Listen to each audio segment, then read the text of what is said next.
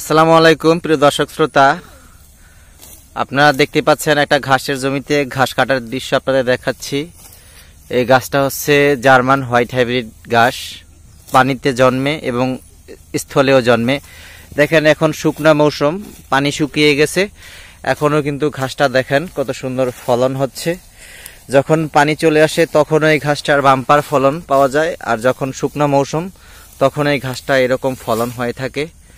যারা নিম্নভূমিতে খামার প্রতিষ্ঠা করতে চান, যেখানে আপনার ডাঙা নাই, উঁচু জমি নাই, সেক্ষেত্রে আপনারা এই জার্মান হোয়াইট হাইব্রিড পানির ঘাসটা আপনারা রোপণ করে আপনি গবাদি পশু পালন করতে পারেন। ষাঁড় গাভী উভয় গবাদি পশুর জন্য একটা ভালো মানের ঘাস, মানসম্মত ঘাস জার্মান হোয়াইট হাইব্রিড পানির ঘাস। দর্শক, যদি আপনাদের এই কাটিং প্রয়োজন হয় তাহলে স্ক্রিনে দেওয়া নাম্বারে যোগাযোগ করে আপনারা কাটিং সংগ্রহ করতে পারেন।